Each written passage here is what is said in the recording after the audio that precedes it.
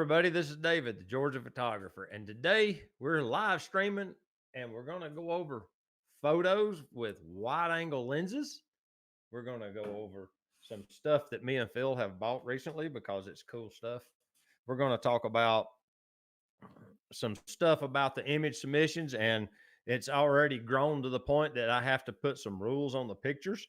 We have some stuff about the day the stream runs. We're going to update that. I've got some topics to discuss. I've got me a little list of notes here, and it's going to be an interesting stream. There's a lot to go over.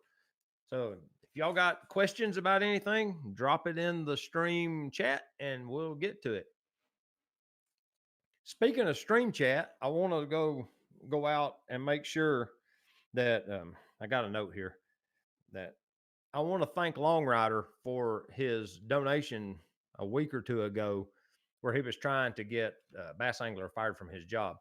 That's called super chat, and he did that out of the goodness of his heart. He didn't have to drop any money on the chat to do that. He done that to help support the channel. I just wanted to say that I appreciated that. Speaking of stream chat, that I did know he'd done it, and I was really, really appreciative of it. Thank you, man. Now, as far as the pictures go, the pictures this week were insane. Some of these photos are gallery quality. It blew my mind what you guys sent in this week. It really did. You should, well, you're going to see them. It's just incredible. I've used this 20 millimeter. This is my widest lens. I've used this on my Z6 with this rig you see here. I went to the FTZ knock-on adapter because on it has a little limit switch, and it detects that these AF lenses are connected and set to auto aperture control, and the Z6 will control everything but focus on these lenses. So you can use them with the aperture control on the camera by doing that. At first, I didn't use that. I made a video where I just used a regular simple adapter, and I didn't have that on it, and I had to control aperture and focus, but it didn't take me long to figure that out. But I went out, I done a whole vlog last weekend on a hike we did up in Harrison Bay, Tennessee. Beautiful hike, beautiful weather, had a lot of really good footage. And I don't know if y'all seen my comment today on my post, but somehow twice in the past month, I have erased the video footage off of the card to go shoot another vlog before I downloaded it from the camera. Twice. I haven't done that since I've started this channel until this month. And I've done it twice in 1 month.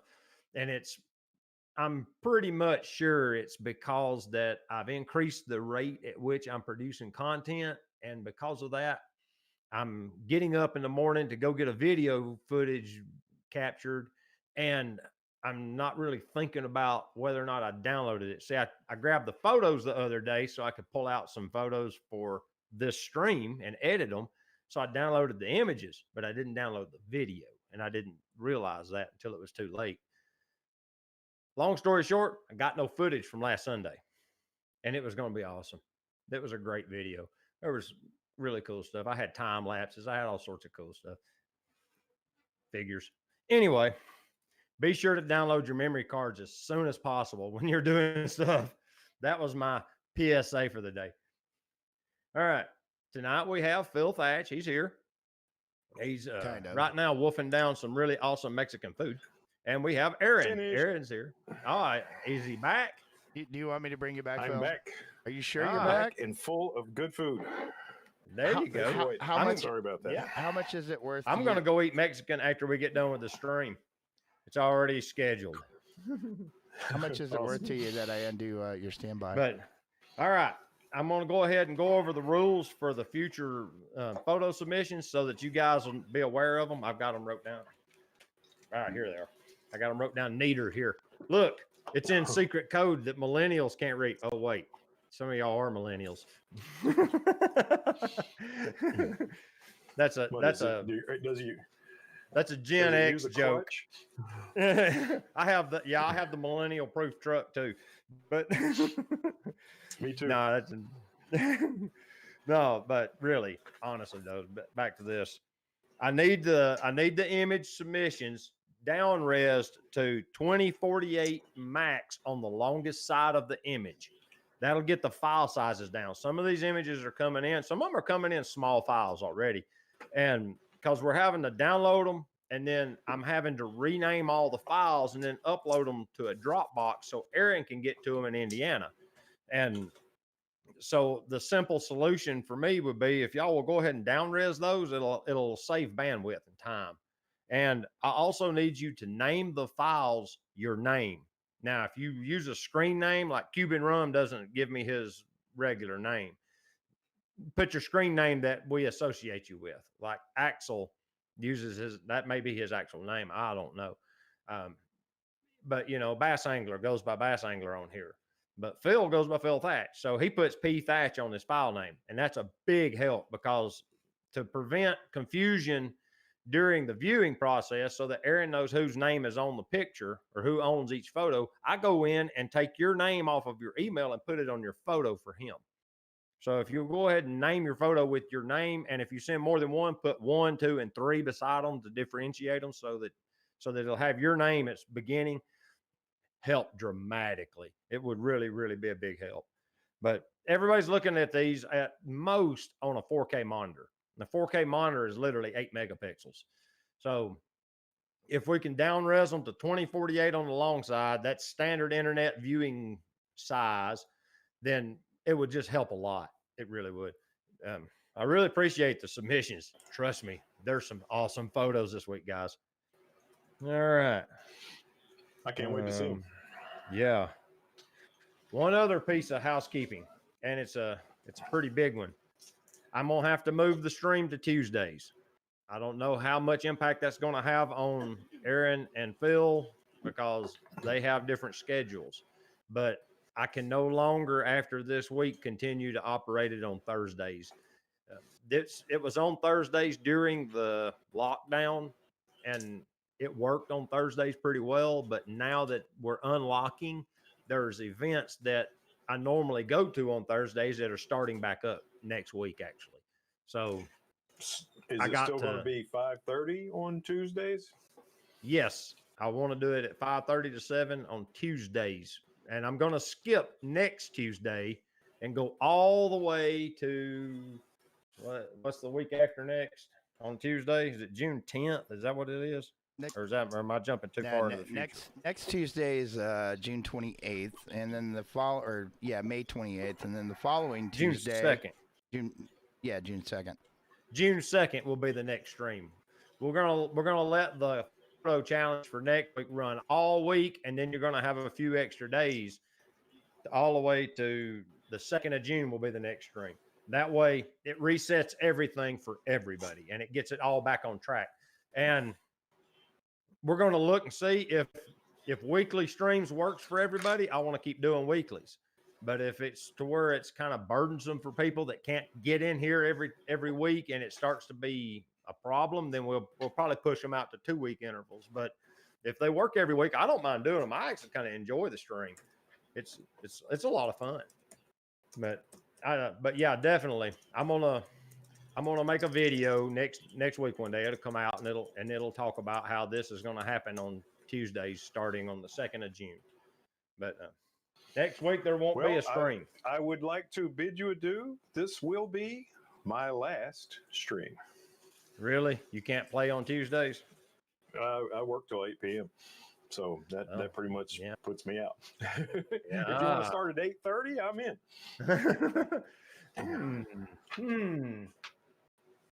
Oh, I just got the email live on your channel. It sends me an email and tells me that I'm live. Isn't that interesting? All right, Aaron, you can put my picture up now if you want to. Oh, you know what? I did. I forgot to transition the scene over. Phil's been live this whole time. Well, your audio's been there. I just forgot to move the scene over. It had your head there. Okay. No worries. I have a subject to talk about after we get done with the photos because there's so many photos. I want to do them next unless you two guys have something you want to talk about. I know that Phil has some show and tell. You want to show us? No. Well, do you have it with you? One moment. I've got it close. It's over here. It's over here. I have cabinet. mine. Matter of fact, look at the cabinet. Isn't that Can you pretty? see the cabinet? Yeah. This was my maternal grandmother's antique cabinet. It's probably 100 years old, and she had it, and then my mother had it, and then my sister had it, and then my nephew had it, and nobody ever really did anything with it. It's a china cabinet, but when I got it, I filled it full of battery-powered LED lights and tons of Nikon glass. So pretty excited about that. Now I got to get myself back in focus. Focus, Phil. Focus. Focus. Both of us? Okay, so yeah, David, show your new lens while I go round mine up. Okay. You should round yours up too, Heather. I have mine handy. Let's see here. Look, that's what mine looks like. Hold on a second. This is 100. There you go. 135 millimeter Nikon pre-AI. Check out that monster. And then I got a 2X teleconverter that's probably mediocre on a good day. It's a Vivitar. I'm going to play with it. I'm going to do a video review on it, but I'm going to hook it up. The gentleman I got this equipment from said he bought the 135 as a kit lens. And then he bought the teleconverter to give him, 270 millimeters, so he'd have some long telephoto. And he said he might have used it once. This thing is virtually brand new. Awesome. There we go. Yeah. Very, so very what did awesome. you get, Bill? And I totally forgot to transition again. I'm being a bad video. Okay, so I got my first M42 lens, and I bought two. I bought an M42 adapter, a faux Tassie for like $11, and the two M42 lenses that I got are pretty weird. Not what you normally see. Okay, let's get this right. This one is a Fujinon 55 1.8 from, my best I can tell, from 1974. And the other one, this one just came in today. I've only made a couple of pictures with it. It came in this sandwich bag, and then it came in this. And it is a Hanamex made in Korea, 135 2.8. And David, I couldn't hear while I had my headphones off. Did you show your 2X teleconverter that yours came with? Yeah. Yeah. So how odd is that what he's about to tell you is really weird. Hang on. I forgot part of it.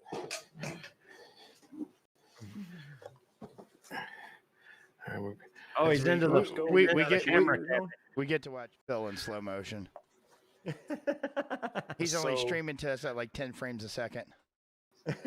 So there is the Hanamex, and the guy didn't even say this was going to come with it, but it's a 2X teleconverter, just kind of like David's, but with nowhere near as cool of a brand. Oh, like Vivitar's cool or anything.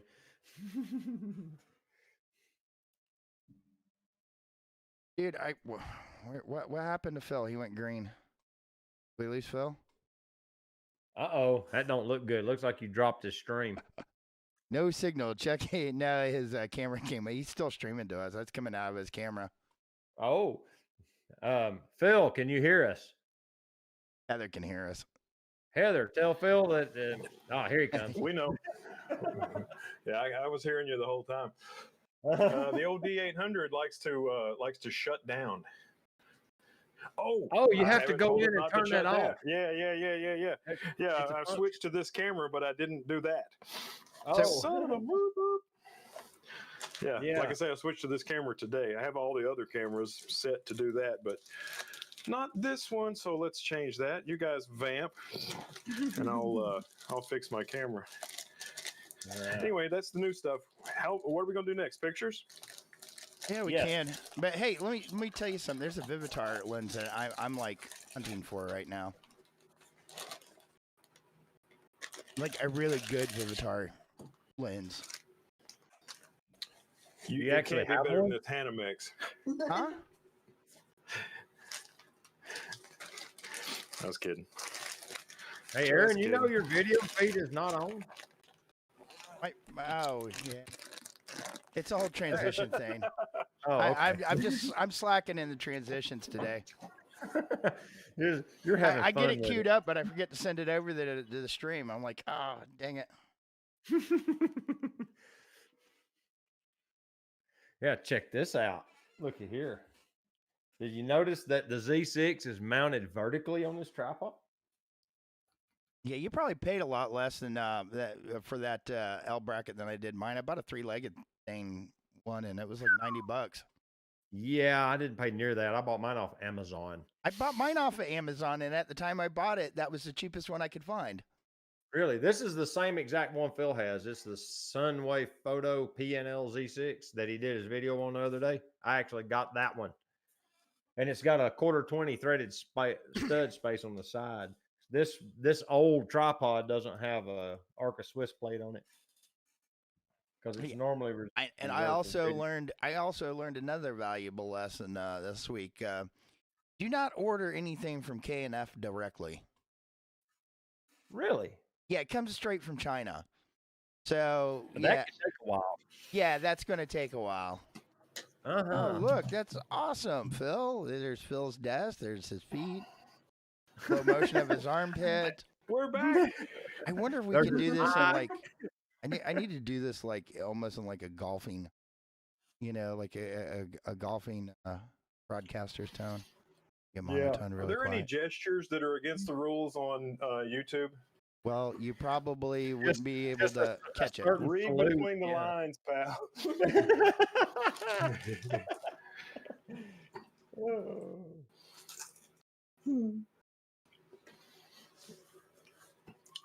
Well, that brought the room to silence. I'm so typing. was it picture time? Yes. Whenever, so how do you like Aaron's ready. the Sunway Photo PNL Z6? There it is, right there in action. Have you used it yet? Yeah, it's holding the camera up right now. Okay. You see it in the frame here? It's right beside me. I do. I meant like going someplace and using it. I haven't had a chance. It came in yesterday evening, and I had to work today, so I didn't have opportunity. I was too busy doing something else yesterday. I was making a special GoPro video yesterday evening. I'm trying to get this thing. It's not going over the other monitor where it's supposed to go. You know what? I'm bummed about you losing your footage. I'm going to minimize you guys. You're minimized. Oh. Hey, look at that beautiful photo. Yeah, I'm kind of getting tired of seeing that thing, to be honest with you. It's my desktop background, man. You don't like it? You love guitar. No, I like it fine. Yeah, I like it. That's why I don't print. I get tired of a photo. We see that one every Thursday. Well, that's not what I wanted to do. All right. Now, ever since we started this, some people have sent written descriptions with their photos. This week is no exception. So I'm going to try to look at the emails to see if there's pertinent data. Some people didn't send it, some people did.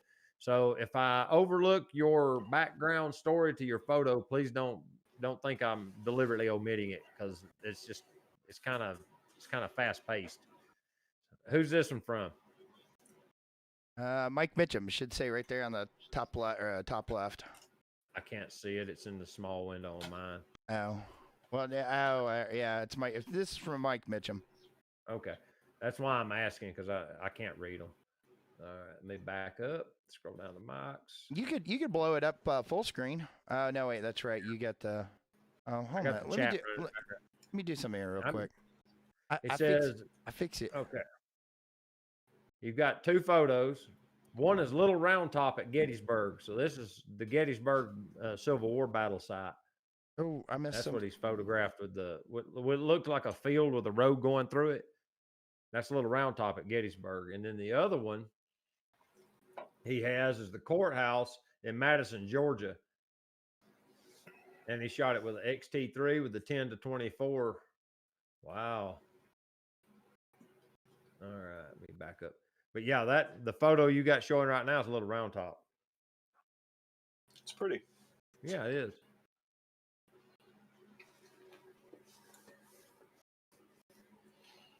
Very nice. Joy said, "Why is Phil lagging so bad?" And Ray says, "Because he won't let me build him a non-Apple computer." We haven't figured it out yet.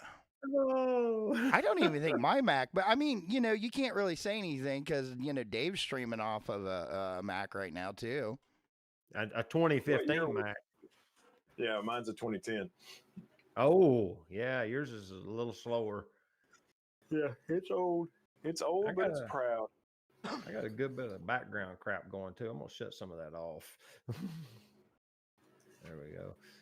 But all right.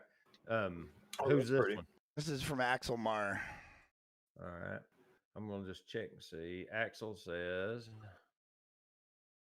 okay, the Orchid and Butterfly were shot with a Solagore CD wide auto 20mm f2.8 manual lens on the Nikon D700.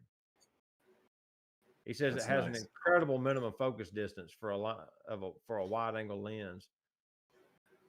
That's nice. Yeah, I like it. I like the colors. I like the bokeh. It's got a little swirl to it almost. That's what I was about to say. It looks like swirly bokeh, don't it? It's bubble bokeh. Hold on, I can blow up into this. Watch this. Oops. Yeah, that's blowed up. Yeah, that's soap bubble bokeh right there, buddy.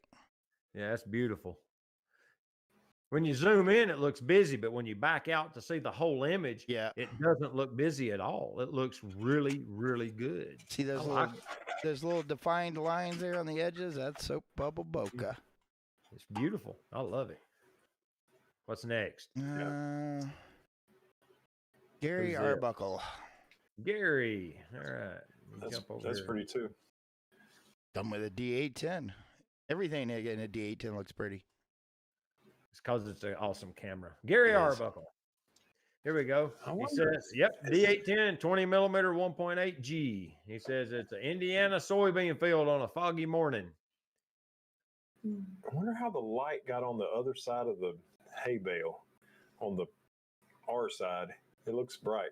Could be a reflector. Could have been some burning. Oh, I see. Yeah, the backside is illuminated. Yeah. Interesting. Maybe some fill flash. I like it. I like it a lot. It gives good, strong separation to the hay bale. I like it. I've done that a lot, like one of those sunflower pictures, like, shooting the sun and, you've got your subject, in the foreground, but you've got like the sun coming up in the background or going down in the background. Sometimes you got to come in and brighten your main subject up. Yeah. It works. Hey, welcome to Indiana. This is prime Indiana landscape photography. Hay bale on the morning. Well, now there's got to either be a soybean field or a corn field out there in it, but that's pretty much stereotypical Indiana landscape photography, and I know because it's everywhere. In my backyard, it's across the street. Nice. Let's see the next one. Okay. Another one from Axel Mar. Yeah, same lens. What an awesome looking butterfly. Yes. Look how the light's coming through its wings. Isn't that incredible? Yeah, that is cool. I'd frame that. That could be print. Wouldn't you like to see that printed, Phil? Sure, as long as I didn't have to keep it on the wall all the time. Maybe I could hire a crew. I could hire a crew to come switch pictures. Oh, yeah, you could do it like a gallery. Yeah, have them switch the prints every so often. Yeah, I switch them out in my house. I'll take the old print and put it behind the one that's showing right now, or put it in front of the one. So there'll be sometimes some of the prints on the wall will have 4 stacked in there, where I just moved them back one and put the new print in the front, so I don't have to try and put them somewhere. And one of these days, I might try the exposer stuff. I just get like the ones I wanted printed up, done on that that kind of material, and then just pop it up on the frame. And if I want to change it, and just pull it off and roll it up, put it in the tube, and pop another one up. Yeah, I saw that. It looks really interesting. It's a good idea. Here's another one from Ron Durant. Ron Durant. Let me just grab his email. That is a drone shot, I believe. Or he's got a really, really tall extension ladder. Yeah. He's okay. This is what he said he used. He said the waterfall is Emery Gap Falls in Frozen Head State Park, Wartburg, Tennessee. Shot using a Sigma 10 to 20 f3.5 with a CPL at 11 millimeters. Yeah, but that's not the picture we're looking at right now. Yeah, the Homestead Historical Tower was shot using a DJI Phantom 4 at 8 millimeters. 24 millimeters. Technically, the Phantom is wide angle. Yeah, it's 24 millimeters. Yeah, absolutely. It's a good looking shot. Can you see? Surely his other one will be next. The waterfall photo. I don't think so. Yeah. Oh yeah. That's yeah. right. Yeah, it is. The next one is. Go ahead to it. Yes, there's his terrestrial photo. I like those waterfall scenes. This one's really nice too.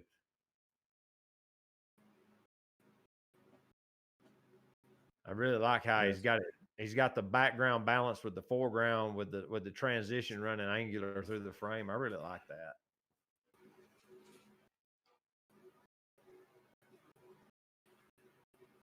Very nice. Yes. Ron posts fantastic waterfall photographs on the regular. If you follow him on Facebook. Oh yeah. Yeah, really good stuff. Next one we got TV Smith. TV sent a couple of photos. Let's see. TV's photos are I like the taken with a Rokinon 14 millimeter f2.8 manual lens. I've got one of those. He sent two different versions of this photo basically, and I don't know which one I like better.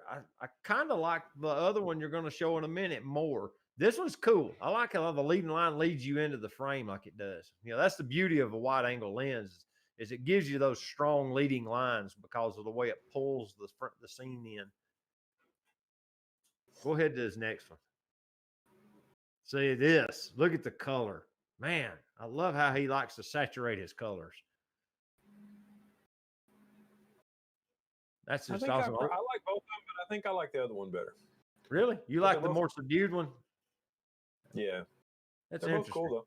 Yeah. I like how his clouds roll around to the center of frame from the side. I don't know if that's from the lens doing it or if that's from the clouds because the hand railing is straight. And so is the roof line is almost perfectly straight. So I think the clouds are curved naturally. But it all builds together. He's got it like perfectly situated. I like it. Next up is you, David. Oh, this is a still from my video that's coming out. This is not a drone photo. This is taken with the Z6. You can look at the EXIF data and see with the 20 millimeter f1.8 D series lens and F to Z adapter. There's an interstate overpass right up the road from Trenton. It's called Sligo Road. It goes out to the KOA campground and you cross the freeway. And you can, if you look in the bottom corner of the left of the frame, you can see just a little of the bridge handrail. And I just braced on the handrail real steady and it was like a 1/20th or whatever. What's it say on the extra data for the shutter speed? 1/20th of a second at ISO 50. Yeah, I choked off the aperture as low as to get it down and to get my shutter speed down where I could get some motion blur in the truck. But yeah, I was trying to get that, and I got the road a little off center. I was wanting the road to disappear straight out of the middle of frame, and I got it a little off to the right, but it looks okay. I just preferred it. That's cool. Yeah, I thought there was like some major dirt on your sensor or something, but no, those are the power line buoys for the helicopters and planes. No, there is some major dirt on my sensor. Those two. Oh, you're talking about them? Yeah, them big red balls. They're buoys for aircraft to make sure that they know where this is. Yeah, when they fly the interstate, they don't run into the high voltage lines. Yeah. Yep. I can almost hear the racket of the rough road on I-59. Ka-dunk, ka-dunk, ka-dunk, ka-dunk, ka-dunk, ka-dunk. Up, we got Woody Mallory. Nice. Okay. Let me check That's cool. Woody out. Little toolbox photo. Yeah, he sent two. Let's see. The statue is of Jay Pace, the owner of the local newspaper in Ashland, Virginia, where I grew up. The mask says it all about the times. The second photo is of the toolbox of my truck. Used my Nikon 10 to 24 for DX cameras is the lens he used. Awesome. I like it. I like it. That's cool. I think Joy's about to buy that lens. Ah. I don't know. You can't take pictures of birds in flight with it. Well, I guess you could. You just can't see them. Yeah, she's doing more than just that, I think. That's true. She does a lot of still life, don't she? Yeah, here's the other one of Woody Mallory. Little COVID picture. Yeah. That's interesting. I like the backstory. It makes them more interesting. It's very cool. Very cool indeed.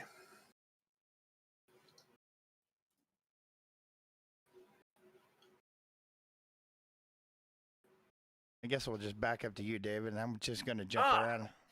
Okay. Yeah. This was a panning shot. I love to do wide angle, motion blur panning photos. I don't know what it is, but it's easier to do with a 20 for some reason. If you zoom in, he's relatively sharp. I was kind of shocked at how sharp he came out to be. No, he's sharp. That's a good photo for sure. Yeah. I like it. And yeah, now I had to crop it some. He's they wouldn't come close to me. they kept. You see, he's almost over against that little pavilion. I kept walking further out into the road to force them to come closer to me so I could get closer up panning shots. They kept getting closer to that pavilion. I thought, I'm gonna make one of them wreck. I better stop. Talk about social distancing. Yeah. He thinks you're trying to give him the COVID. Yeah, I'm gonna have the Rona. Oh, look, Joy said, Phil, she changed her order. She's getting a Tamron 10 to 24 now. That'll work. Good lens. Tamron, Tamron's got what? What's that? 18 to 400 or something like that. Heather's came in today. What, the 18 to 400? Yeah. Yeah. Oh yeah, that's gonna be an awesome lens. All right, whose is next? Well, I don't know. I'm kind of jumping over. I can do your third one if you want. Sure, go ahead. This came from last Sunday's vlog that I killed all my footage to like a genius. I love them scaly bark hickory trees and the texture. Scaly bark hickory. Yeah, I love the texture. Well, go ahead. The first comment David ever put on one of my videos, he was helping me identify a scaly bark hickory. That's right. Very cool. That's it. I forgot about that. But yeah, very look cool. at the texture. I like this. It's tough to, I've tried to, I did a little shooting up a tree type of stuff and wasn't successful, but you definitely were. Well, thank you. Very cool. What's next? Let me backtrack. Woody Mallory. Here, let's go to Mike Mitchum. There's the courthouse photo from Mike. Yeah. I think we saw this a minute ago, but it's still cool. It's worth a second look. We didn't see this one. Oh, okay. I know I talked about it, but I didn't. I was reading the email. Nice. I like the clouds. Yeah, I do too. It looks really good. And I kind of like that the building's not dead center in the frame. It's kind of I think it adds something to it. Yeah, it gives it depth. The tree gives it the depth. If I was doing this shot, I would do it dead center, and I think I'd be missing out on this composition. That's cool. Yeah.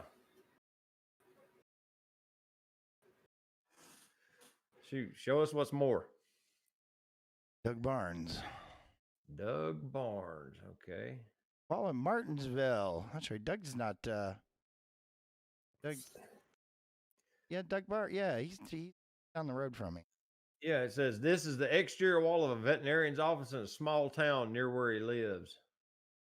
In Martin, we also call it Martin Tucky. Martin Tucky. He's using a D800E Tamron 10 to 24 at 10 millimeters. It's a 2-second exposure at f8 and ISO 100.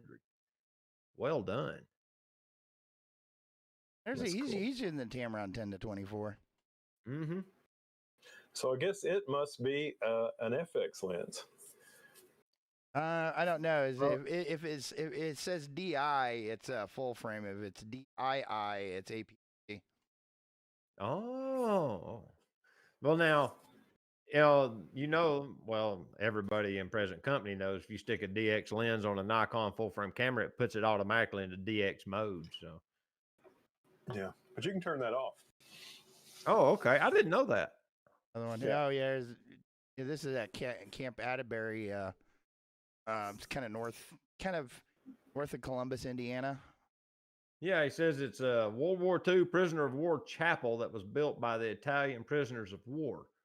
It was built using building materials that were allowed to scrounge. After the war, it became run down, but they have restored it, so you can see it in the photo.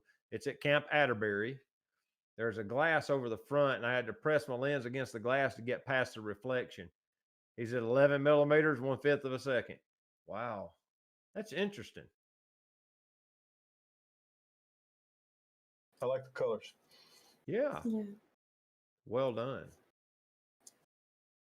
Yay, Indiana in the house. Uh-huh. There's a lot of Indiana in here tonight. What's next? Phil's up next. And Bass Angler's gone. He'll have to see it on the recap. Oh, well. Made that just for him. Well, why has this got the name thing? Oh, that's why. I was trying to figure out why that popped up. That's a 1998 PV Wolfgang, which is the Eddie Van Halen signature guitar that he named after his son, and he named his son after Wolfgang Amadeus Mozart. And the one thing that's neat about that guitar is I went to see a Tremonti show, Mark Tremonti, who was the guitar player in Creed, and Wolfgang Van Halen was playing bass that night. So I brought my Wolfgang, and Wolfgang signed my Wolfgang. Dude, that's awesome.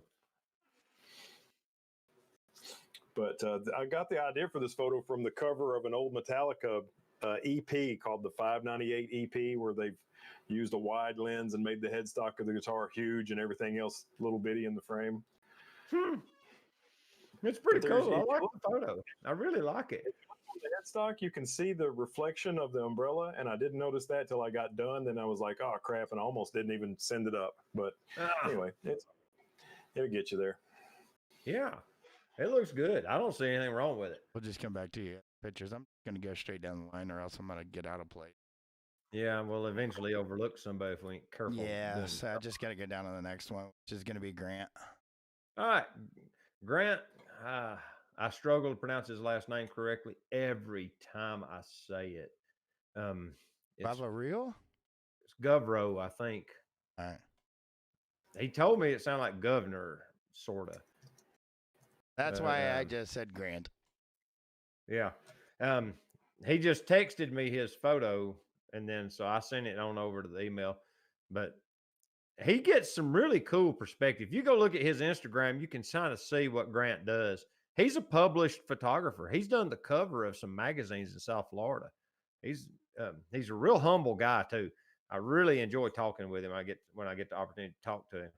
But he has this is his style. This is classic Grant photography. When you see, when you look at it, he is very, very attention to detail oriented photography. I'll have a little Dutch tilt in pretty much every photo I ever take, and his are like textbook perfect photos. Yeah, I like it. They're beautiful. That is a very Florida looking house. Yeah. Yeah, I'm going to do some peeping. Well, not pixel peeping, but.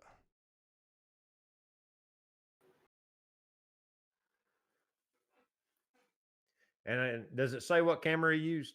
Negative. I have no XF data on here. Oh, that's right, because he sent it to me as a text message. That's right. It might be done with the Sony A7 II that I sold him. That's where my A7 II went, was to him. Up is Heather Boyd. Who's a strange person? I've never heard of her before. Look at that. Yeah. So Heather, she made this. I made the guitar picture Monday night after work, and Heather made this Tuesday afternoon before I got home from work. She's got a window from 5 to 8 where she can go do crazy stuff. And on this particular time, she made this photo, and this was with the Tokina 11 to 16. I think she shot it at 11 millimeters. And that fishing pier, you know, you use a long lens to compress, you use a wide lens to decompress. That fishing pier is not very long, but it looks like the blasted Santa Monica Pier minus a Ferris wheel. And the thing I really like about it is that, you know, the water beyond the pier and before you get to the far side is a long way, but she's got the horizon in such a way that you can't tell. Yeah. Anyway, it's cool. It's really cool. It's the Wolf Teaver Fishing Pier. Nice. Just right at Harrison Bay. And she did I helped her a little bit with the edit. She helped me with the edit on the guitar picture, so we're even. Yeah, nice. And what about, I got one more thing to say about Heather's picture. You know, she's a lot closer to those fishermen than it looks in this picture because of the decompression of an ultra wide. Right. But she just walked right up there and stood up the tripod and didn't give one crap about what they thought at all. She just started working, and I thought that was really cool. She'll be a street photographer next. Yeah, it won't be long now. George up next. George Nagata. Yeah, that's cool. There's two versions of this photo. Now, if we have to come back, we have to come back. Nah, he's right next. They're right next to each other, so we can just roll with this one. All right. It says this is a famous local mural in Lakeview neighborhood of Chicago. The mural is titled Lakeview. He said done with a Nikon D500, the Tamron 11 to 18, shot at 11 millimeters. One's 160th, ISO 200. He said the only difference between the photo 1 and photo 2 is one shot at 11 mil and one is shot at 18 for the ratio, so you can see what the difference in just that little bit of difference in focal length change gives you. You can see the whole building in 11 millimeter. Yep, that's it right there. Here's the 18 millimeter. And look how much you see at 18 mil. Same spot. Only thing he changed was focal length by 7 millimeters. That's a really good example of how much focal length, you know, one number of focal length makes a huge difference on the wide end and a really small difference on the long end. Well, you also got to take into account that's a DX on it too. So if he shot it at 11, so that means that would have been roughly 16 millimeters, 16 and a half. 16 and a half. Yeah, he said 17 equivalent. Yeah. And then the other one is like 27 mil equivalent field of view. But see, you can still see it. I mean, it's so obvious. It's interesting. Thank you, George. That was really cool. Next up is Mr. Thatch again. I seem to have seen this piece of art before. You know, the last time I went down there, this is where ML King runs into the river park. The last time I went there and walked around, it's been a couple years, that piece of art and the one behind it that you can't see were not there. So they're pretty new. This is a 5-shot HDR, so I could have some light on the artwork and still gather detail in the sky. And it's at 14 millimeters, and I was right on that thing. I was so close. I had to put my tripod leg not all the way extended, or it would have been in the shot with that 14. That's good. Yeah, you got when you shoot wide, you got to turn your tripod legs the other way around so they're not in the frame. Yeah, absolutely. Yeah, Grant said that was the A7 II he used. He said, I just saw it in this chat. I had to Photoshop out power lines in the sky on this one too. Woo-hoo. Really? Huh. I've been by that park, but I didn't get a good photo of that piece of art. We need to dive into that and at some doing like those little edits, of like taking out stuff with Photoshop. Yeah, I literally removed the dust spots from my sensor in those photos that I'd put in, because there were some pretty grotesque dust spots. Yeah, taking out power lines is easy if it's over, if there's sky, but if you're taking it out over a building, that's when it becomes Tedious. Yeah. Because the sky is not a perfect line. It's not supposed to be a perfect line, but anyway, you know what I mean. Yeah. If you did that in Photoshop, you content aware fill. Of course. Not that you're aware of content fill, but the content aware fill. FILL. Yes. Absolutely. Why would you not? I don't know. I mean, there's other ways. I mean, you could have cloned or patched it, like done it old school. Me, I can do that. You believe it or not, the spot removal tool in Lightroom does pretty good at stuff. Doing power lines. Yeah. Oh, that's Ray's. Yeah. Just wait till you see the BTS on this one. He had lights and mirrors and all sorts of stuff. That's a little bitty thing. I think it was sitting on a couch. Yeah, he's got 2 photos and he's got 1 BTS photo this week. And yeah, dude, he is setting up like a legit photo studio in his living room to do these pictures. That's incredible. What amazes me is wait till you see how close the camera is. Yeah, no, it's there. I just went. Okay. Yeah, look how close this camera is sitting to the car. It's got to be minimum focal distance. There's 2 lights being propped up by a book and a camera. There's 2 big lights up high. I mean, got him holy crap. A neutral backdrop to give him that black backdrop. It's awesome. When I first saw the picture before I saw the BTS, I thought that was a pedal car, an actual size pedal car that a kid could get in and pedal. But it's a model of a pedal car, apparently. Yeah. Cool color. Yeah. Good job, Ray. Nice. Thank you. And check out the dog. Yeah, here's Ray's dog. The dog is just chilling. It should be the name of this photo. I love it. Wasn't this wasn't this dog in last week's or the week before?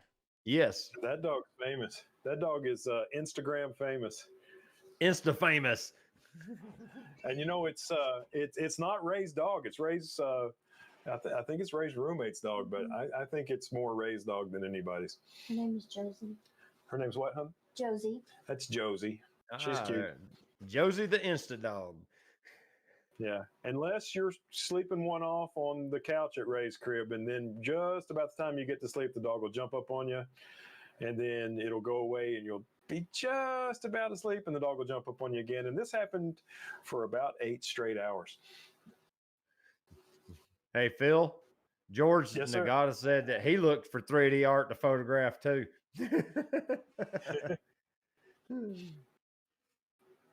There's Phil again. Wow. I got carried away. I like it. I'm a sucker for long exposure, though. I like it. Heather let me use her second slot. This is on Broad Street, that pinball museum, and this was last night during the blue hour. 4-second shot. 1 car was pulling out of a parallel parking spot, and 2 other cars were going by. And anyway, pretty cool. Nice. This is with the 14-24. This one I cheated. I used my widest lens, but I used it at 19 instead of 14. No, it falls within the rules. What I like about this photo is you have blue, green, and red. It's got the full color wheel. I like it. It's nice and balanced. I gave the guy who owns the pinball museum came out while I was working, and he gave me his card, and I told him I'd give him a photo, and I sent him this one. So nice. Maybe we'll be on the wall in the pinball museum at some point. We'll see. That'd be awesome. Cool. Who is this? Jerg. Yeah, he sent his today. That's badass. Isn't it, though? I told you, man, some of these. Okay, let me read you his description. He always sends awesome descriptions. You got to remember, he's from Europe. Yeah, okay, you see some sheep that are protected leaf, the heather in the forest near my house. I'm not real sure what that means. Heather's I like took it this prairie fair, something like that. it's like a plant, I think. Heather is. I took it this morning while trying to get inspiration for a wide angle shot. Apparently, I lack the skills for making interesting landscapes, so I was very happy to find this flock of sheep. It turns out these animals are really photo shy, by the way, especially when I came as close as I was, because he's using a wide lens. Like Phil said, you got to get close. The lens I used was a 15 millimeter Irix at f2.4 Blackstone version. Picked it up secondhand. He's using a DF. It's manual focus. I had to pre-focus to get the shot. The sheep are surrounded by temporary fences, so I couldn't lay on the ground and focus. Instead, I had to hold my camera low to the ground, point upwards while standing on the other side of the fence. Not easy to focus it close. Probably should have used F22 instead of F8, but that's why I like your projects. It gives me something to think about. That's really cool.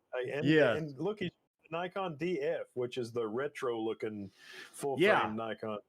It's the Fuji XT3 of Nikon. Yeah. That's a really cool camera. I think it's got a D4 sensor in it. Yeah, it's got a 16 megapixel in it. Yeah, like sure really good in terms of not being noisy.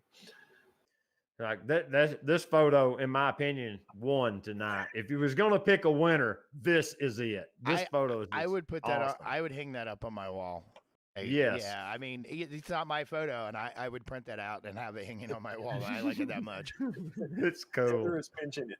So yeah, that's the biggest compliment another photographer can give to another photographer is like, I would hang your photo in my house. Yes. It's really cool. Yeah, and he wasn't even after this photo. You know, he just saw the scene and decided I'll just grab this while I'm here. Those are usually the best ones. Yeah, he didn't like overthink it. Who is this? Joy. Miss Adams. Let's see.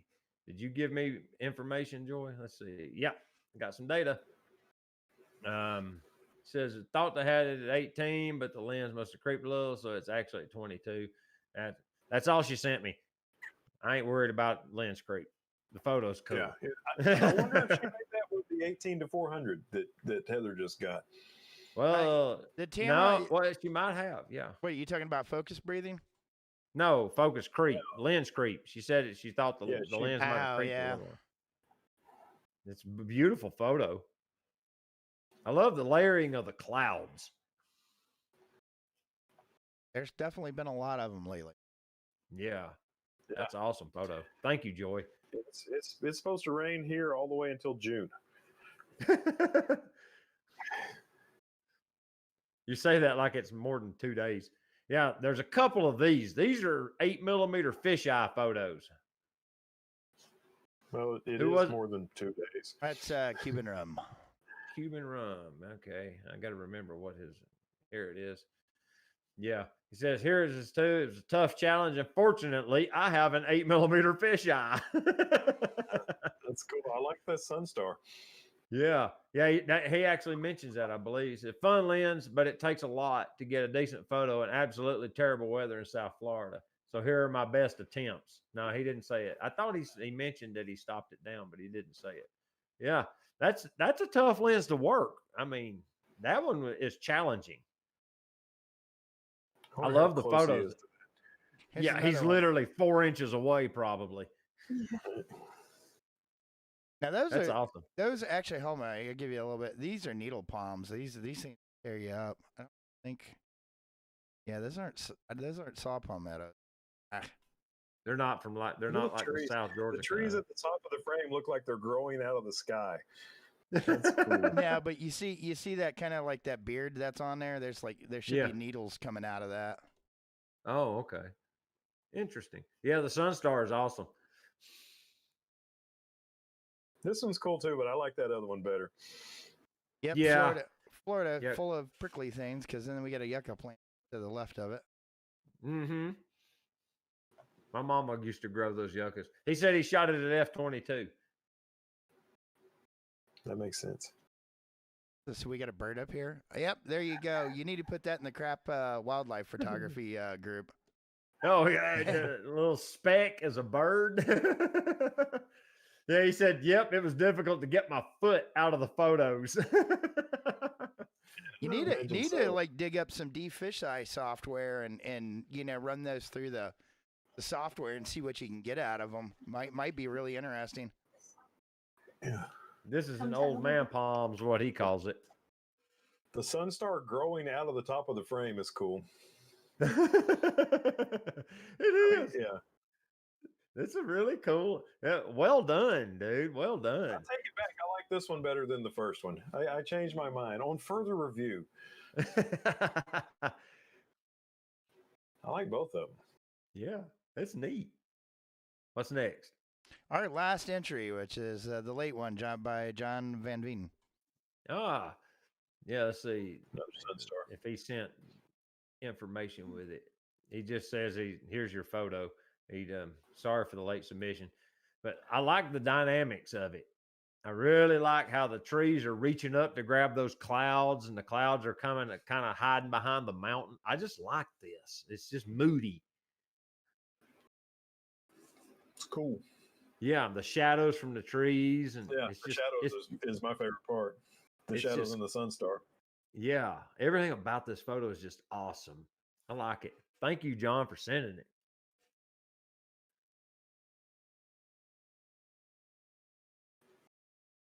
Cuban Rum said he tried the software you're talking about. He said, but it come out with tons of distortion. I would imagine so. Yeah, you have to play around too. There's like there's other software out there too. There's like, I don't know, 5 or 6 things that'll do it. And then John says that's Lake Minnewanka around Banff, Alberta, Canada. Canada's playground. Interesting. Yep. You have to cleanse yourself in the waters of Lake Minnetonka. Yeah, no kidding. That's a beautiful photo, dude. Once again, that's one I'd hang in my house. That's a beautiful image. All right, I'm going through my notes, make sure I didn't forget something. I did all that housekeeping jargon at the beginning. Let's see here. Yes. Yes. New day. Yeah. Oh yeah. Bass Angler sent me a note about Nikon's. Seen what they're talking about now? They're actually going to start shipping the D6 for some reason, and in what, May or June, they're actually going to start selling them in Japan. You actually get D6s in the not too distant future, and they're kicking around a Z8 and maybe a Z70 or a Z30. There's a bunch of Nikon rumors flying around about all that right now.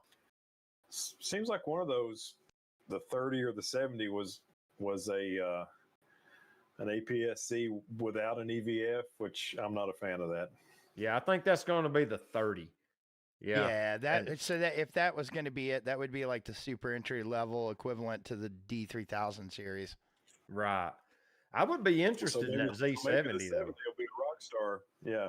It will be. If that's the case. So I would assume if it's not going to have an EVF, it'll be a lot like the Nikon 1J5. Yeah. The Z Yeah. is supposed to be 60 megapixels or something. Okay. Something I forgot to do. I got to get this out there before these people start logging out. Next week's challenge. I got part of this inspiration from a week or so ago, and I think it was Oliver. Mr. Oliver said it. We're going to do long exposures, 2 seconds or longer. That's the challenge for next week. Or on June 2nd, we'll review those photos. So you got a little over a week to get this one done. So to give you time, don't care how you get there, but you need a long exposure photo, 2 seconds or longer. That's the goal. I got this one. You got to beat Jacob Jurg, dude. You got to bring your A game now. Dude, that sheep is hard to beat.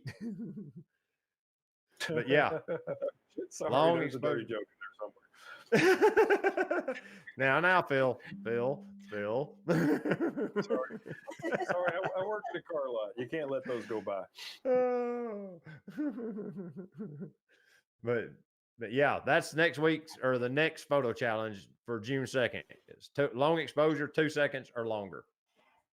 But yeah, I was curious about that whole. I'm not so interested in the Z8 idea because what's it going to be? A Z7 replacement? The Z7 ain't even that old. No. You know? It's It's like it's going to be the mirrorless equivalent to the D850. yeah, and so what's the Z7? The Z7 would be the equivalent to the D750, and the Z6 would be the equivalent to the Z610. No. Well, no. The Z7 has the same resolution as a D850. Dipshit. Yeah, but we're not talking about resolution. We're talking about form and functionality. Oh, so that's what you're basing your analysis on. Yeah, and then if you look at the old film cameras, that kind of they Nikon doesn't veer off too much from their naming conventions. So by looking at it, okay, we got the Z50, which makes sense because D5000 that's right up there in the 5000 series price bracket in functionality. Well, actually more so. Yeah, they actually kicked it up a notch as far as user capabilities with the tool. Yeah, the Z6 and the Z7 are kind of more like the prosumer stuff, like the D610 and the D750, or maybe now the D780. So I expect that we'll see the D80 or the D8, be more of a pro mirrorless body. Yeah, and what's amazing to me is they're kicking around doing a D860. That was floating around. I don't know, but I don't know that they'll sell them. I think it'd be fine. Oh, it'll be a great machine. It'll be a great camera. More video functionality into it, like the 780 had. Yeah, I think people will buy it. Yeah, and what's bizarre to me is I'll just tell you the truth. Aaron said that the prosumers are like the 610s and the 750s.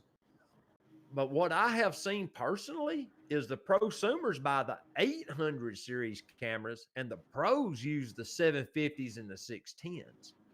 I actually have a pro photographer that shoots my catalog. He has a very certain look, and I really like Greg Skaczynski's work. I fly him in to shoot my catalog from Michigan because he's that good. He uses a D610. There's what was his name? Darren Miles of Darren Miles Photography. Have you seen his recent video where he replaced his D750? Have y'all watched that video? No. Oh, he's a real estate photographer in Florida, and he does. He's the guy from sunny Florida. Yes, that's him. He replaced his D750, which finally basically fell apart. He's used it so long with another D750 because it works so well. It shocks me because you see all these pros and they're like using, seriously, I've seen D300s shooting weddings recently, not a long time ago either. Matter of fact, it was last summer. It just goes to show you don't need 50 million megapixels. No. D700s. There was a pro photographer, a husband-wife team shooting my cousin's wedding, or niece, cousin, I'm not real sure. But I'd have to think about it. But I consider her a niece. She's like 20 years old, 21. And that husband and wife team had a D300 was the third camera, and they had a wide angle lens on it. I don't remember what it was, but like a Tamron super wide. And then they had a D700, and they had what was it? The other one. It's like a D7000 or D7100 was their other camera. That was all they were using. And I saw the photos. The photos were A+ work. They were beautiful images when they got done. So like you said, you don't have to have a gazillion megapixels to make beautiful photos. No, I've taken some amazing images with my J5, my D5500. Like one of the best lightning pictures I've ever took in my whole life was on my D5500.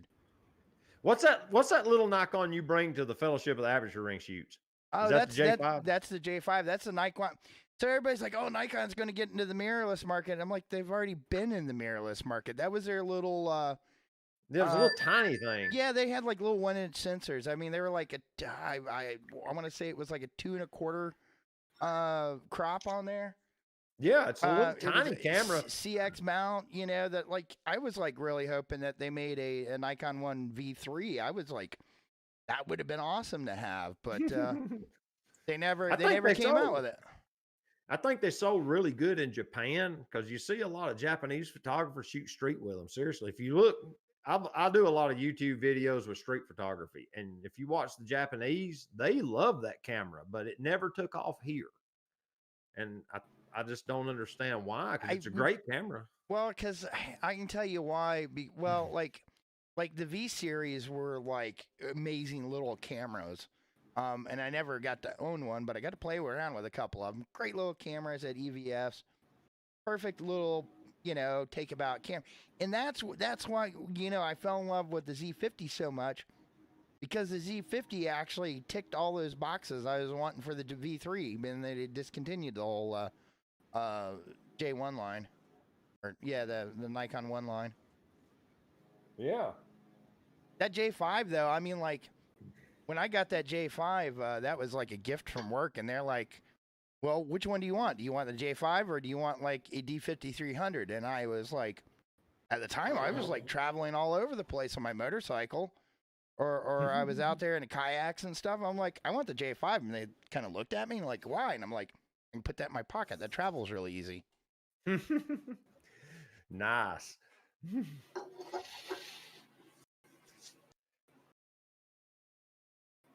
I'm reading the chat. That's why I'm not talking, guys. I'm sorry about that. Yeah, I got you. I bought a D800, and that was the last of my over $2,000 cameras. You know, so the Z8's probably not going to be in my future. I don't know. We'll see what happens on the sensor, because I mean, there's speculation, like, you know, if they do a Z8, you know, it might be up there competing with, you know, it might be up there towards 100 megapixel range. Who knows? And then who was that? Irwin did a video this week about, you know, and he was doing like, you know, spec sizes of like the GFX 100 versus the Nikon Z mount, and he's like, you know, you could, with that mount, Nikon could actually come out with a medium format camera. Quite possible. Yeah. I haven't seen that video. I mean, I've seen it, but I haven't watched it. You know what I mean?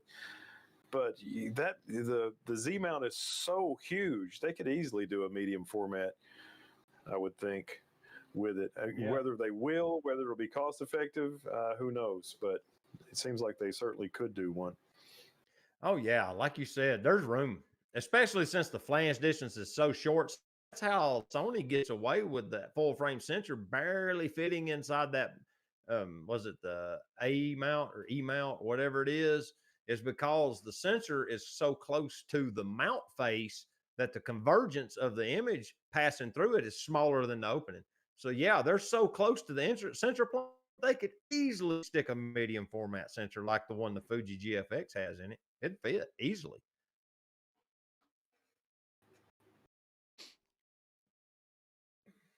Juan Lopez has got it figured out. If they bring out the Z8, he says the D850 will be what the D610 is now, a bargain. I don't know. I've been playing around with like the Z6 and the Z50 so much over the since I got the Z50. I kind of let, you know, my 850 collect some dust until recently, and pulled it out recently. I've been having some fun again with it, and I'm like going, yeah, I miss this camera. It's a good camera. Yeah, it may be the best DSLR ever made, which is what I say about the D500. It's the best APS-C DSLR ever made. Yeah, no, it's the reason I got the 850 was because I had the D500, and I fell in love with the 500 so much, and then trying to bounce back and forth between the 500 and the 810. I'm like, why am I doing this to myself? Let me treat myself to an 850. Yeah, well, I just couldn't see myself getting out of the 810 and getting into the 850. It just didn't bring enough. I was having really good results with my 810, so I just hung on to it, and I just couldn't bring myself to do that upgrade. It was just too incremental. You know, if I'd have had maybe a D750, Instead, I would have probably seen the strength in the upgrade, but I just didn't see it. Ouch! What was that? What, where I bumped the Yes, sir. mic? Yeah, ooh, rung my in my ears. Good. It wasn't that bad, but it sounded kind of cool. It had a nice ring to it, I can do almost like something the like that. Hold on. harmonic at the end of the beginning of that Beatles song. I got a spring here on this thing that'll do that. Oh, You're gonna make me Yep. pull the. Sounds like one of the those Buddha Let's see. Buddha gongs. if I bang this spring, does that come through? Yeah, a little bit. Yeah. Well, the suspension on the mic probably dampened it. There's big springs on this boom arm, and you can't see them. Look, if I raise it up, see this boom. There's Yeah, a big that- spring right here, just out of frame, and I keep it down low to keep the mic relatively out of frame. So this kids is how you you make redneck music out of your mic booms. Yeah, children. Our new album will be out next month. Ah, Max is here. Hey, Max. He says D810 equals a Pentax K1 2, but the Pentax is on steroids. I'll be honest with you, that Pentax K1 is an awesome machine.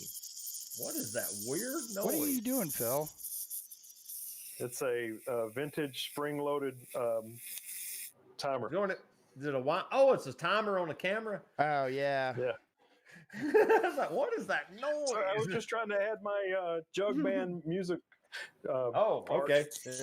If we're gonna do that, then whoops. Then I gotta get my. You know what? I could record all this stuff and actually make music out of it.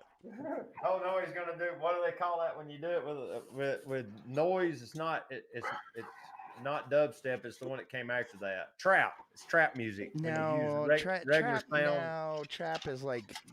So trap it's a compound. It's kind of like a hip hop rappy version of techno, Yeah. which kind of has like that dubstep kind of. It's trap. That's the only way I can explain it.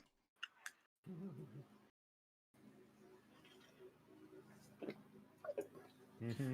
Yeah, If they Nikon can do, make a medium format sensor, What do you that guys can want use for the F Z6 mount. Mark II? Yeah, you can't do. What's You on could, your wish list? what? Mark II what? What's on your wish list for the Z6 Mark II?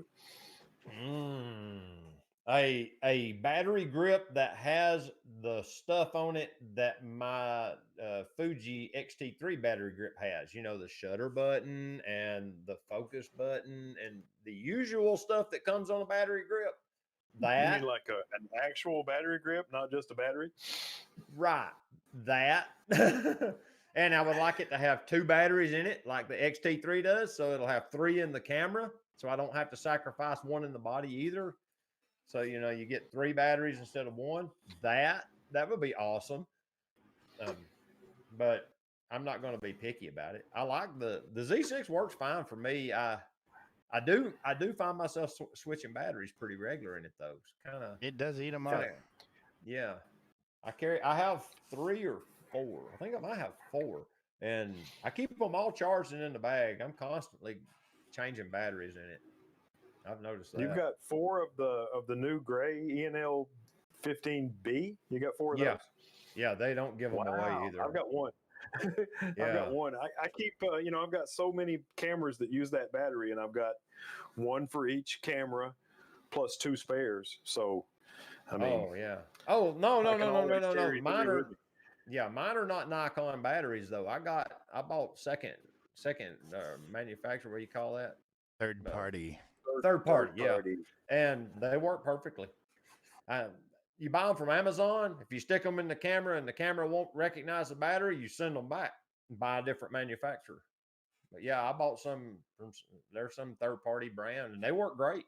The camera doesn't know the difference, and I get good life out of them. I can't tell the difference between the Nikon battery and those. Matter of fact, I don't even know which one's in it now. Let's see. What'd you think about it? Did you see all those other L brackets where they actually had the L bracket extending into the battery cage? Yeah, there's a bunch of them. Like right there where your L bracket comes up. Yeah. Right there. Yeah. They actually had material go up and cover the entire battery cage. So if Why you would wanted, you do that? I don't know. This one is a BM brand. It's a 2200 milliamp hour, 7 volt, 15.4 watt hour output. 4 Nikon BM-ENEL 15B lithium battery. And yeah, the camera has no idea it's not a Nikon battery. It works perfectly. Hey Phil, you know your camera dropped out, by the way. No, he probably didn't know because it doesn't warn you. It just stops transmitting. I figured, Heather's sitting there watching it, so he got eyes on the stream. But yeah, yep, there he is, back in business. That's funny because we were talking about batteries. The battery dropped out. And the battery died. The D800 uses. I keep some of my older ENEL 15s in it, and they don't tend to last as long as the less frazzled ones. Yeah, they don't hold their cyclic energy. Do they? I knew I was down. I've been chasing down a fresh battery for a minute. They said Juan Lopez got a good point here. Wait a minute, I gotta put Miss Heather on the screen. She's got new gear to show us. Do we have to? Oh yeah, bring them up. Did you just say, do we have to? She did.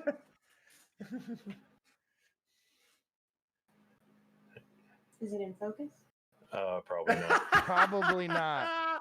We're working on one problem at a time, Heather. Bring them in, Aaron. Oh yeah, hold on. Oops. So that's Heather's new. Look at that! It's not even been on a camera yet. What? That's sacrilege. Where's the camera? She worked until 5, and then she went and got supper. And then I was here. And then she listened to the most interesting live stream on the internet. So that's awesome. Got to have priorities. Nice piece of kit. Well done.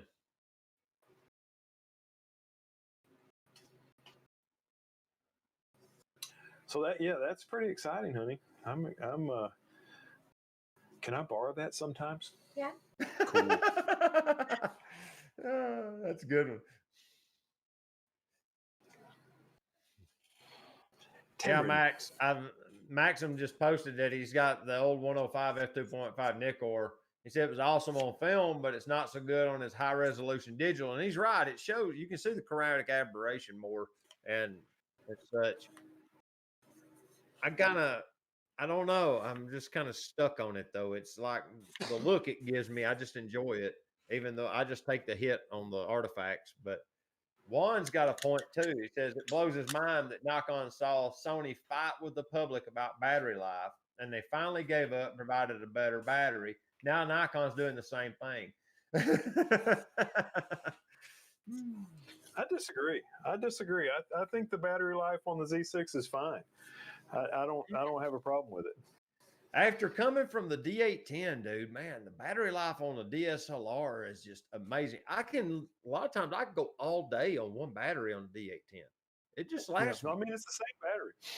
Yeah. It's actually slightly more powerful, but the same size, the same form factor. It's Ohm's law in effect right there. It's better energy management. Yeah. I get it. But I really don't have a problem at all with the Z6 or Z50 battery life. As a matter of fact, the D800, although it was on an old battery, would not make it all the way through a live stream, but the Z6 would, and have 50% of the battery left. So there's an example. Nice. Yeah, and that's a long time to be on. Yeah. I mean, I've done the last 2 streams on the Z6 and never had a battery problem. The whole stream. So, and then, the first one, not last week's, but the one before that, I forgot to change batteries. I meant to drop a fresh battery in it 5 minutes before we went live, and I forgot to. So that battery was running 30 minutes prior to when we went live. So anyway, nice. I'm fine with the battery life of the Z series camera for sure. Yeah, it doesn't. The Sony, they'll die. They'll die in 15 minutes, and apparently, and you can be the judge of this, David. Apparently, the XT3 battery, if you just have the one, has ridiculously small life. Yeah, see, it's weird. I run the grip mainly because I like to have all the batteries in the camera. And it will, if I go street shooting and I'm out for 2 or 3 hours, there'll be 1.5 batteries gone. It does have small batteries. That's the thing about the XT3 is the battery size is small. I guess to keep the form factor of the camera down, because it's like kind of like the Z50 battery size. It's the little square shaped ones more than it is the bigger ones. Yeah, and it doesn't. I won't run all 3 of them down, but I'll be well into that second battery by the time I'm done with a couple of hours of just walking the streets and taking random photos. And I it tell you, does. that little Canon battery, the little M50, that thing goes and goes and goes all night like a lumberjack. I mean, it's tiny. It's smaller than the Z50 battery. So I don't know. I guess they've optimized the camera to where it doesn't use much juice, because surely that battery doesn't have many milliamp hours. Right. Called efficient electronic engineering. Yeah, the XT4's got a bigger battery, right? Yes. Yeah, it takes a bigger. They actually made the whole camera slightly larger so they could put a larger battery in it. I don't know. So I didn't give you my Z6 Mark II, which I don't know if that's what it'll be called, but I didn't give you my next version of the Z6 wish list. It's so easy. Flippy screen, and birds in flight focus, because it won't do it. It wouldn't hurt my feelings if up here on this viewfinder thing where they tried to make it look a little like a Pentaprism, if they was to put just a little tiny LCD for vloggers for compositional purposes, just so you could see your composition in that little tiny screen above the lens. If you just put a little bitty screen right above the lens, that way you could see if you were in frame like you wanted, and that's because that's all you really want the flippy screen for, is to see if you're in You frame. just want to make sure you're in focus. You want to make sure the box is on you. You want to make sure the record light is on. Mm-hmm. Yeah, you need a tally light on the front. Yeah, and you want to check your composition. Yeah, there's nothing worse than finishing taking a long clip. I don't care at all about that. You guys ever had an XQD card fail? Yeah, me neither. So, look at this. Got it in the pocket. XQD. Nice. Yeah, this is the 64 gigabyte one. Got a spare in my pocket. Two can play at this game. I've got one in the D500 64, and I've got a 64 in the Z6, and a 64 in the bag. So I'm ready for action. Yeah, my other one's only 32 gig. It was the one that was free when you bought the package from Adorama. They finally sweetened the deal by throwing in the 32 gig XQD card. That was what made me pull the trigger. That's what, $100 card. And most days, on a 24 megapixel camera, unless you're shooting 3 basketball games or something, that'll get you through. Yeah, I think I filled the memory card, the 64 gig memory card, once on the Z6, and it was at a concert that went hours, and I shot the whole thing. And I shot, there were set breaks. I shot in between sets. I made pictures of the bartenders. I made pictures of every single person in the place. It was a costume party, so I made pictures of everybody. And I'm shooting along, card full. The hell is that? Oh, card full. Hey, I lost my, I lost my thing. You know what I mean? The little the thing that you always tear up on the XT3. The eyepiece? The eyepiece, the little rubber thing. When I put it in my camera bag, it always knocks it off. And usually I see that and put it back on. Somewhere on the 6.3 mile hike last Thursday, I put it in the camera bag and it knocked it off. And so there's a scavenger hunt for you. Hike 6.3 miles, find a $7.95 eyepiece, which I've already got ordered. Should be here before next week's live stream that I won't be on. But you know what? The camera works great without it. I don't miss it. You know, Yeah, I put it mean, up to my your eye. D810 is basically a circle of rubber that's only maybe, a 64th of an inch thick, and that's the eyepiece, and it works fine. Yeah. I remember seeing Photo Trooper Gavin Hardcastle, who he was on a A7R2, which had the tiny batteries, and he used to always complain because he'd be out in the wilderness in the cold, and he'd be on about his seventh battery, while his buddy Adam Gibbs in his D850 was still 2/3 battery left on his first battery. But I remember, he's replaced it with an A7R4 now, but his eyepiece cover or whatever you call that thing, it was missing for years. He just didn't worry about it. And I just said, whatever. It still makes great pictures. Now, somebody on here, Woody Mallory said Peter Gregg gets 2 hours and 18 minutes on his Z6 live stream battery. So it'll go over 2 hours on live stream.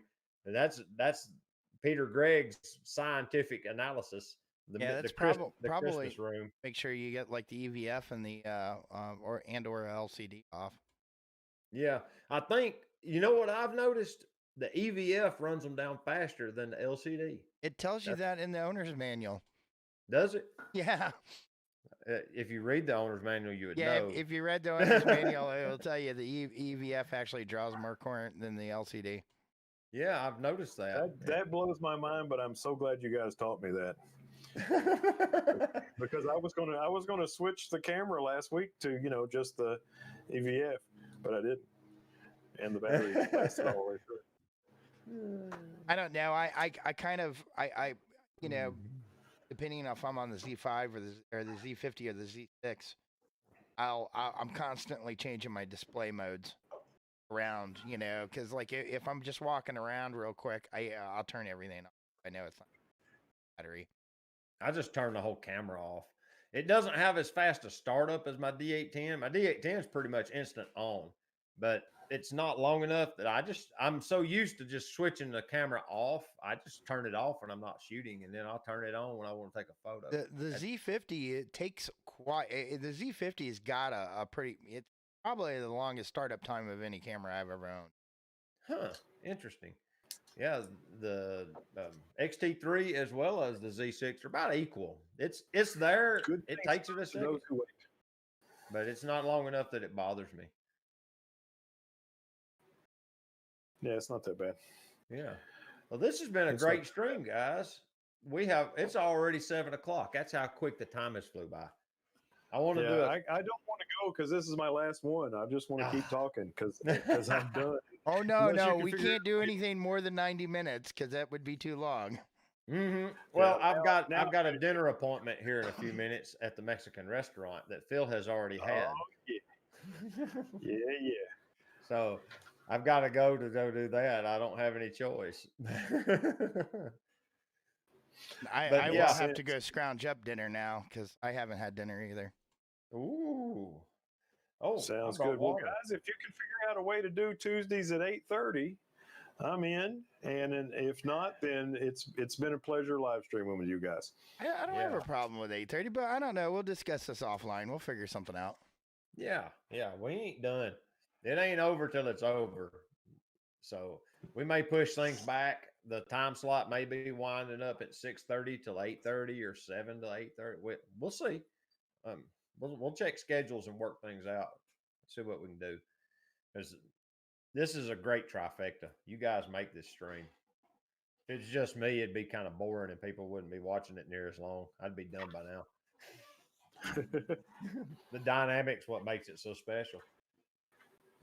Thank you, Blue Nude. I appreciate it. As far as next week's challenge, or the 2nd of June, we'll convene on the 2nd of June for the next live stream. And the challenge is long exposure, 2 seconds and longer. That's the only constraint. Use any camera you want, long as the exposure is over 2 seconds.